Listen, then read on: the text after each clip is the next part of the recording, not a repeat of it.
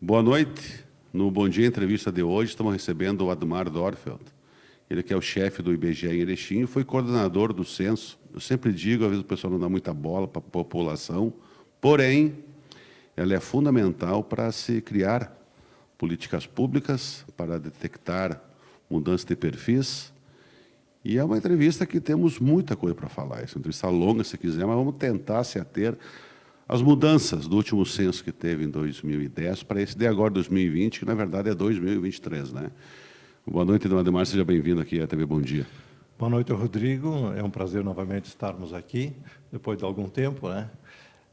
Para nós, então, comentarmos os dados iniciais divulgados do Censo do IBGE de 2023. É evidente que nós temos apenas alguns dados.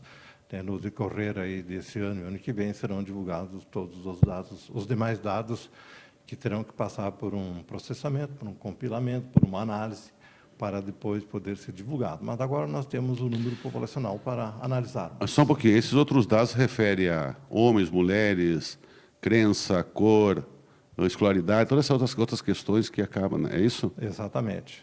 São todos esses temas aí que foram investigados no censo e que serão divulgados posteriormente. Questão populacional. Com relação às estimativas que o IBGE tinha, ela ficou um pouco aquém, que estou falando uma estimativa, mas por que isso ocorre, Ademar? Bem, na verdade, o IBGE, todos os anos, nos chamados anos intercensitários, ele faz uma estimativa populacional, porque tem que passar para o Tribunal de Contas para fazer o repasse dos recursos para os estados e os municípios, que é o FPM. Né? É o Fundo de Participação dos Municípios. Fundo de Participação dos Municípios. E, ao longo do tempo, a mudança do perfil das famílias brasileiras, a taxa de crescimento, tem surpreendido até os demógrafos do IBGE na análise. Então, muitos municípios, o censo praticamente bateu com a estimativa. Outros, no entanto, houve uma diferença bastante substancial. Né? Aqui em Erechim, a diferença não foi tanta, né?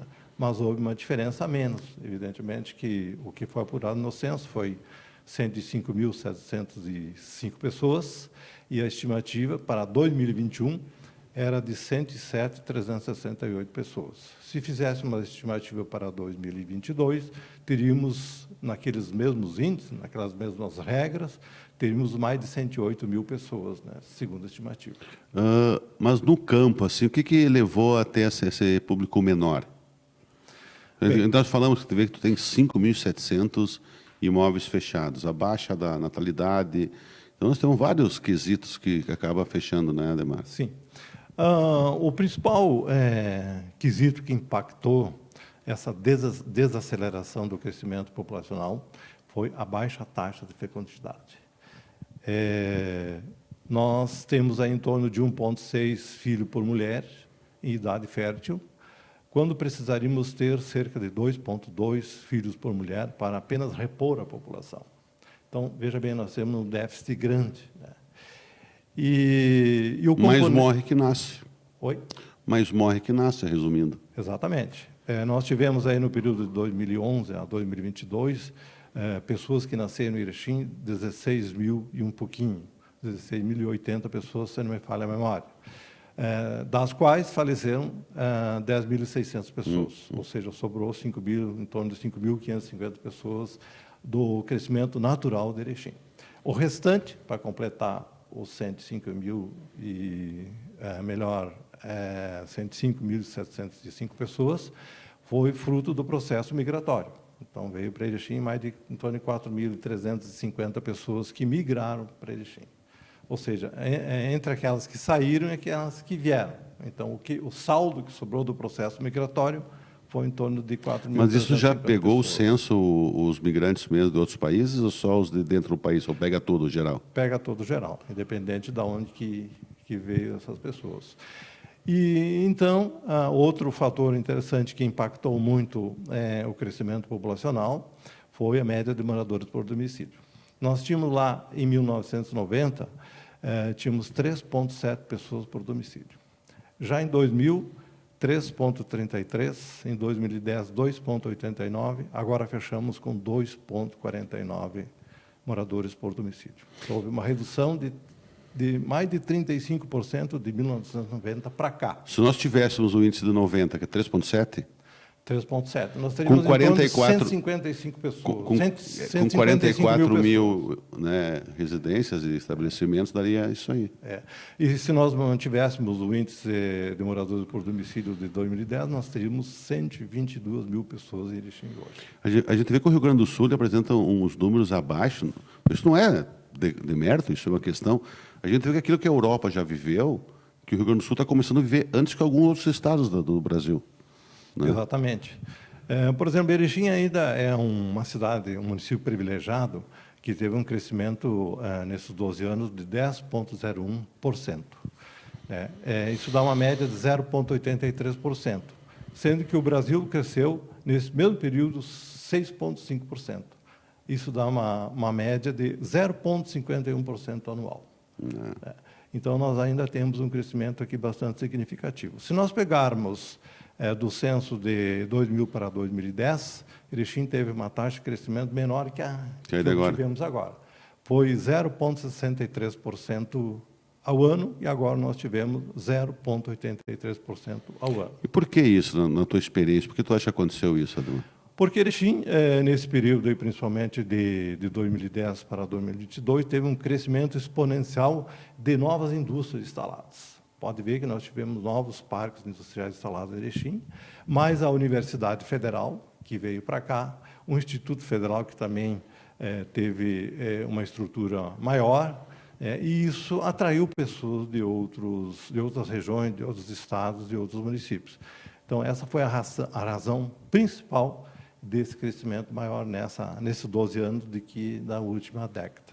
A nossa região ela não tem muitas, assim, variações no FPM em função das faixas habitantes, até 10 mil habitantes e tudo. Tanto é que apenas um município de abrangência do IBGE, que é Nonoai, passou para a nova faixa do FPM, né? Exatamente. O IBGE, aliás, Nonoai conseguiu, então, ter uma população maior, que passou de 0,8% para 1% do FPM, né? E o município que mais cresceu da nossa região aqui, da agência de Erechim, é Trindade do Sul. Cresceu mais de 30% em 12 anos. E é uma cidade pequenininha. É o 15ª cidade que mais cresceu no Rio Grande do Sul. Em percentual. E isso em função também da indústria, né? Tem uma indústria forte do frigorífico lá que trouxe gente. Vai também essa lógica de Erechim se analisar, né, Ademar? Exatamente. Esse frigorífico, lá um frigorífico grande, e que emprega muitas pessoas, então teve um crescimento bastante significativo. Ou seja, é mais ou menos assim, como você vai construir uma casa num terreno, não tem nada.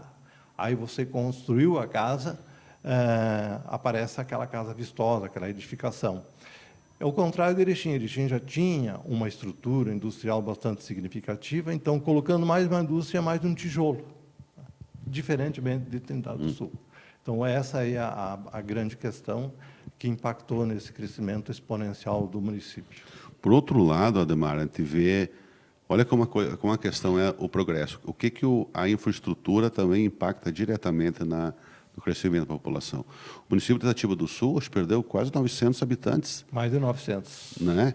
Então, eu acho que em percentual também é um dos maiores da região para baixo, né? Aí tu vê que Itatiba não tem acesso asfáltico por nenhum lado. Agora, quem sabe, num próximo censo, com asfalto chegando lá, agora até Barra do Rosil, até lá, quem sabe atraia mais investimentos e possa recuperar um pouco esses habitantes, né? Na verdade, assim, Itatiba do Sul, dos 29 municípios nossos, foi o que mais perdeu população.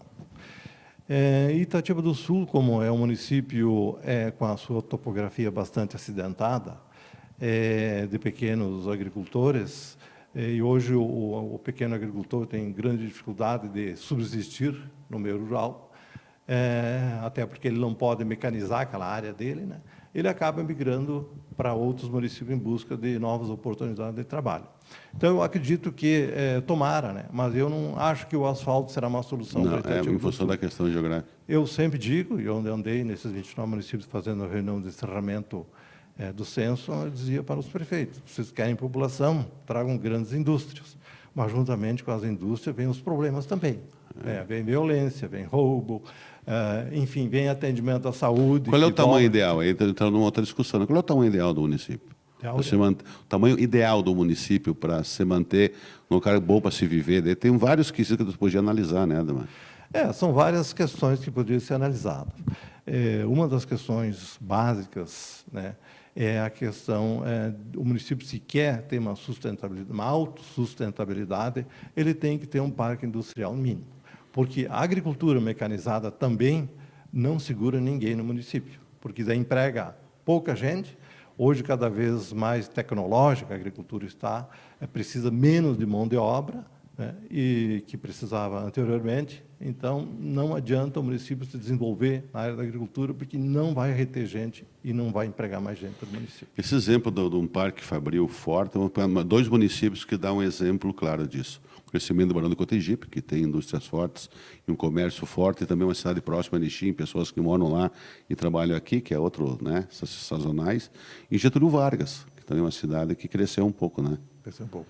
Barão do Cotegipe, pela questão da proximidade com Erechim, e outro aspecto bastante importante, que Barão do Cotegipe tem uma agricultura bastante diversificada, entre aviários, a agricultura mecanizada, soja, milho. Bastante... Indústria de ervas, que é forte, joias, medicamentos. E ele não tem grandes áreas de terra, o agricultor não detém grandes áreas de terra. Então, isso faz com que o município se desenvolva. E outro aspecto importante, que, por exemplo, Barão do Cotegipe tem mais de 9 indústrias de joias, de semi-joias, né? Não parece, mas isso emprega bastante gente. Tem mais várias distribuidoras de medicamentos. E com a proximidade de Erechim, tem muitas famílias que foram morar em Barão do Cotegipe, né? Que, por ser um local mais tranquilo, próximo de Erechim, o atendimento à saúde lá, com menos gente, é mais fácil, né? É mais rápido. Então, o Barão do Cotegipe cresceu. Também teve um acréscimo aí de, se não me engano, 700 pessoas a mais que... Ultrapassou 7 mil, é o terceiro município da região, só atrás de Erechim e Getúlio. Exatamente. Aqui dos nossos 29, Erechim cresceu, Nonoai, Trindade do Sul e Barão do Cotegipe. E na Mal ainda temos Erebango, inclusive Erebango teve uma pequena variação para cima. Para cima. Né, que é dos municípios pequenos, que todos diminuíram de habitantes. Eu não sei o porquê disso, não consegui detectar o porquê que Erebango teve esse crescimento. Porque é um município pequeno. Talvez seja, como é um município que não pertence à nossa área, eu não tenho condições de analisar de forma mais profunda. Mas eu acredito que deva ter sido a área indígena, que deve ter vindo mais índios nessa área, que tem colaborado para esse crescimento. Porque, se não me falha a memória, Erebango tinha 2.910 pessoas e foi para 3.054 pessoas no município. Então, realmente foi uma surpresa para todos nós esse crescimento de Erebango, que eu não esperava também. Quando tu fala de Barão do Cotegipe, que não tem umas grandes áreas de terras na mão de poucos, nós temos outro município que é o inverso, que é Quatro Irmãos. Nós temos grandes produtores. E é uma cidade pequena também em crescimento, né? Aí bate bem nessa tua análise, Ademar. Exatamente. Por exemplo, Quatro Irmãos tinha 1.800 e poucas pessoas, fechou com 1.542 pessoas. Então, houve uma redução bastante significativa em relação a 2010, né? Porque não tem indústria e a agricultura não gera novas oportunidades de trabalho. Tem muita tecnologia empregada, eles produzem muitos grãos, muita agropecuária, mas aí não tem pessoas, né? Exatamente. Diferentemente de Barão do Cotegipe. Com as características. E Gaurama também, que é próximo, também cresceu, né? Não cresceu, se manteve próximo e tem se manteve bem próximo, também é um município que, próximo à proximidade da Erechim, acaba dando essa condição de município, um dia trabalha aqui e mora lá, e vice-versa também, né? Exatamente. Tem esse fator aí. Barão e Gaurama são dois municípios que têm essa situação aí. Um fato que me chamou a atenção é o número de imóveis fechados em Erechim. 5.700 e pouco, né? Sim. Cara, 5.202. Será que estão fazendo muito ou é o poder aquisitivo que baixou? Os caras estão investindo, o cara não tem mais aluguel, está buscando mesmo que morar num bairro mais retirado, fazer sua casa própria. O que será? Ou tem tanto dinheiro circulando e fica parado aí, os caras não querem alugar por um preço mais barato? Esse é um dos fatores. Esse é um dos fatores, né? Porque os imóveis em Erechim, eles estão na mão de poucos, a gente sabe disso. E, consequentemente, as pessoas preferem deixar fechado que reduzir o valor do aluguel. Esse é um dos fatores.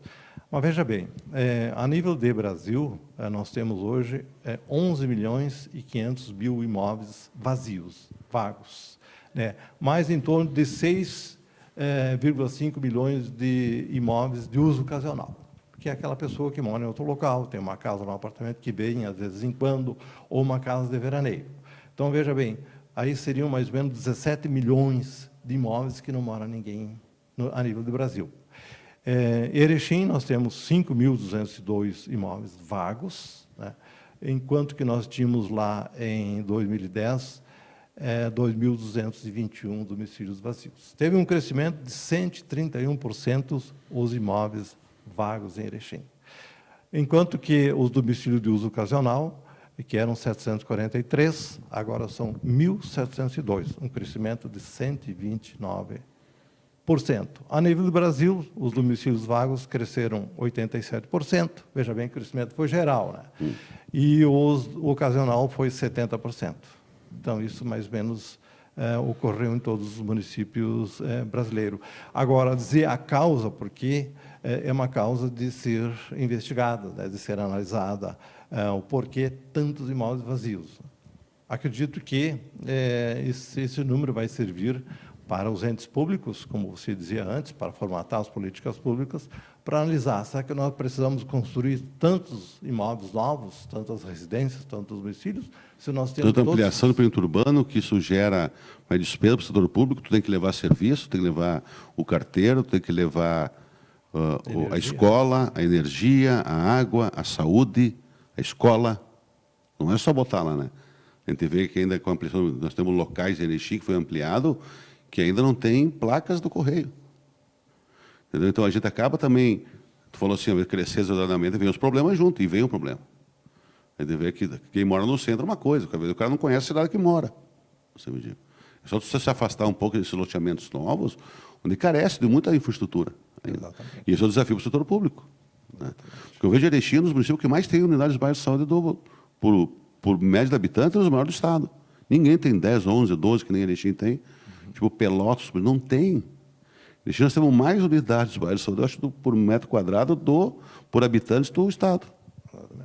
Nós tivemos, de 2010 para 2022, 35,77 o crescimento dos domicílios, né? Que eram 36 mil, foi para 49 mil. Os domicílios ocupados cresceu menos. Os novos domicílios, 35%, e os domicílios ocupados, 28%. Né? Então, houve uma desproporção aí, né? Mas é um crescimento de domicílios de forma muito substancial que houve aqui em Erechim, em todos os municípios brasileiros, e, consequentemente, o número de pessoas reduziu sensivelmente. E tem muitos domicílios em Erechim, eu não saberia dizer agora qual o índice, onde que mora uma pessoa só. Outro dado, Ademar, eu sei que fora do funcionário público federal, coordenador do censo, o senhor gosta de política, gosta de entender o que está acontecendo, analisando os números da AMAL, que dá aí 223 mil habitantes, eu fiz um outro levantamento posterior, que eu abri 32 telas, com a última eleição, do ano passado, eu peguei o número de pessoas aptas a votar e tirei a abstenção. Sobrou 189 mil votos. Era o total. Aí, a metade dos votos vai para fora. Nós temos sobra para os nossos em torno de 80 mil votos. Olha a dificuldade que é de criar um nome teu da região. Eu sempre bati muito nessa tecla. E também usei esses números para tentar buscar. E cheguei a um número que sobra 80 mil votos para os candidatos daqui. Olha a dificuldade. Isso é só uma análise que eu fiz. Essa análise, na minha percepção, é muito simples. Para resolver esse problema, é só mudar o modelo eleitoral. Claro. Nós precisamos instituir o voto distrital. Caiu do Maduro, né? Exatamente. Porque hoje, qualquer deputado, ele não pode ficar só na nossa região. Ele tem que praticamente viajar ao Rio Grande do Sul todo para conseguir se eleger. E não é só a tua base, é uma região com poucos votos, né? Não, exatamente. Tu pega um cara que corre contigo de Canoas, que numa extensão curta, tem mais votos que todo o Uruguai. Exatamente. Então, tu entendeu? Um bairro de Porto Alegre. Né? Então, se nós não tivermos o voto distrital, vai continuar isso aí. Os deputados de fora vindo buscar votos aqui, e os daqui indo buscar votos também em outros municípios. Então, essa situação não adianta reclamar quando chega próximo da eleição, não, que tem que votar no candidato do município, sim, teria que votar no candidato do município, mas sempre tem gente que tem uma ligação com alguém de outro local e aí acaba fazendo campanha. Mas tem a legislação que permite, tipo, as emendas que vêm já os eleitos, toda essa questão, que acaba, por questão de coerência, o prefeito que buscou o recurso tem que dar uma contrapartida com votos para esse cara. Então, as amarras são feitas ao longo de 4 anos. E para o nome novo entrar fica muito difícil. Né? E tem outra questão aí também, Rodrigo, que houve no governo anterior, o ministro Paulo Guedes aventou a possibilidade de fazer com que muitos municípios brasileiros voltassem a pertencer ao município-mãe, né? Porque a estrutura é cara, não compensa manter o município, etc. Né? E nessas andanças minhas por aí, nessas reuniões com os prefeitos, alguns preocupados com a situação. Né? Mas será que o nosso município vai, em determinado momento, deixar de ser município? Eu tenho um pensamento muito próprio em relação a isso. Eu acredito que isso nunca vai ocorrer. Por quê? Porque os deputados federais, senadores, têm os seus currais eleitorais. Ele, naquele município que ele tem o prefeito, lá tem o prefeito, tem vereadores que fazem campanha para esse deputado, fazem campanha para esse senador. Então, o deputado tem interesse que aquele município se mantenha. Então, vai ser uma decisão política, não uma decisão técnica. Como a decisão política que vai acontecer, vai manter os municípios existentes aí, embora eles talvez não tenham condições mais financeiramente de existir, mas vão continuar existindo. Só posterior a um voto distrital que isso pode voltar de uma outra forma daí, né? Exatamente, o voto distrital poderia... Os municípios sem condições votar para... Mas, no entanto, não existe interesse de fazer essa mudança. Ademar, vamos um pouquinho a nível estado e nacional do censo. Me chama a atenção que um município como Goiânia ultrapassou Porto Alegre. O Paraná ultrapassou o Rio Grande do Sul. Dá uma olhada, aconteceu. Por que isso? O Rio Grande do Sul está encolhendo ou está ficando no tamanho que deve ser? O Rio Grande do Sul tem uma das menores taxas de fecundidade do país. Isso é um fator que impactou diretamente. Né? Isso já vem de longe, vários censos vêm apontando isso, e eu já, nas minhas análises, eu já vinha prevendo que o Paraná ia passar o Rio Grande do Sul, né? Por essa questão que é a principal, que é a preponderante nessa alteração aí, né, do Paraná passar o Rio Grande do Sul. E Porto Alegre, por que Porto Alegre reduziu a população? Era visto que ia reduzir. Porque Porto Alegre, assim, não tem mais espaço físico para crescer. Ao seu entorno, tem outros municípios. Né? Canoas, Novo Hamburgo, Sapucaí. Municípios fortes, São Leopoldo, tudo. Exatamente. Então, não tem mais espaço físico. As pessoas de Porto Alegre, à medida que vão se aposentando, elas estão indo morar no litoral, na praia. Isso era visto. Então, Porto Alegre tem uma redução de 78 mil pessoas a menos que tinha lá em 2010. Né? Essa tendência era inevitável que fosse ocorrer. Aquilo que eu falei no início da entrevista, Ademar, aquilo que a Europa viveu muito forte, continua vivendo, o Rio Grande do Sul começou primeiro.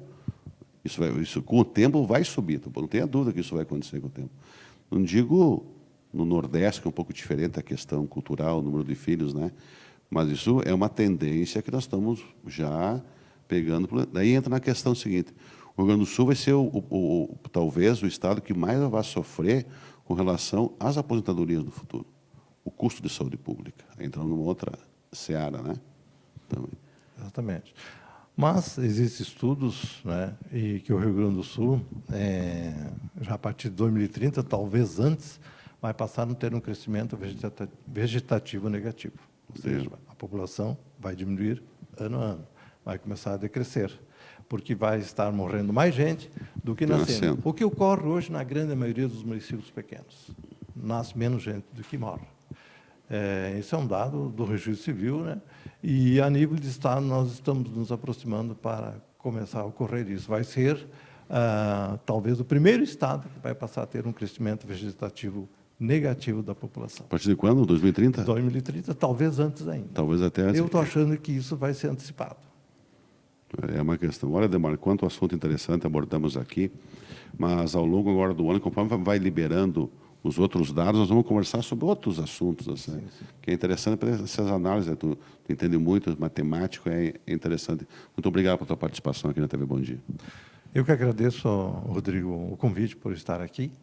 E quando nós tivermos novas informações, a gente pode voltar aqui para fazer novas análises, né? Muito obrigado.